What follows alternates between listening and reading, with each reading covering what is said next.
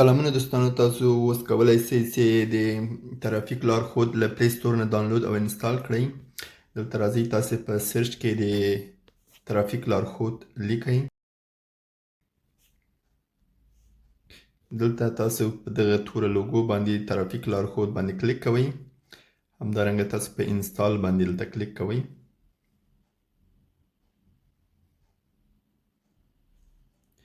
چې کله انسټال سي دلته تاسو ته د اوپن بټن ښکاري، په اوپن باندې به کلیک کوئ. تاسو کولی سئ دغه اپلیکیشن استفاده کړئ. دلته راځئ، په دغه درې خطه په کونج کې په دغه درې خطه مینو کلیک کوئ. همدارنګه کتاب مکمل موږ دلته ځای پر ځای کړی دی. تاسو کولی سئ په کتاب کلیک کړئ او د کتاب په هکله له 1 نه تر 32 فهرسته پورې تاسو کولی سئ چې موضوعات ولولئ. دلته راځئ، مثلا پیژندنه لولئ. همدارنګه په عامه سړکونو کې د تګ او راتګ لارښود. بیا چې کله تاسو دلته په وروسته کلیک کړئ، تاسو معلومات کولی سئ چې ترافیکو په هکله دلته ولولئ. نقد مجازات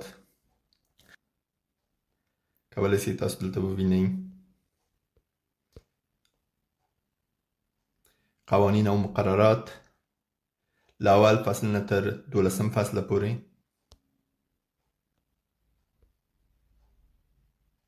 همدارنګه ترافیکي نښې.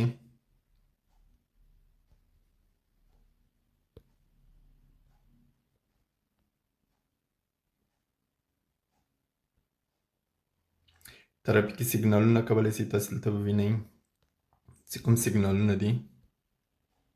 همدارنګه تمرین کولی سئ، تاسو یو مقدار پوښتنې دلته تمرینولی سئ.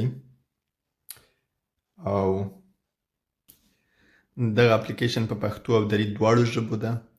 که چیرې تاسو په دري ژبه خبرې کوئ، راځئ دلته په فارسي باندې کلیک کوئ. تاسو ته ټول متن په فارسي باندې تبدیلیږي. او که چیرې تاسو غواړئ په پښتو ژبه دغه مقررات او قوانین ولولئ، بیرته دلته په پښتو ژبه باندې کلیک کوئ. تاسو ته خپل معلومات ټول دلته په پښتو ژبه ترجمه کیږي.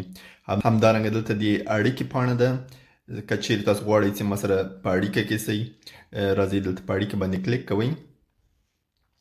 همدارنګه دلته تاسو وینئ چې زما ټول سوشل میډیا اکاونټونه دلته لینک دي.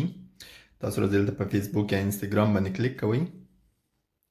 بیا دلته تاسو کولی سئ دغه صفحې نه ما سره په تماس کې سئ او ما ته مو خپل پیشنهادونه او نظرونه ولیږئ. مننه.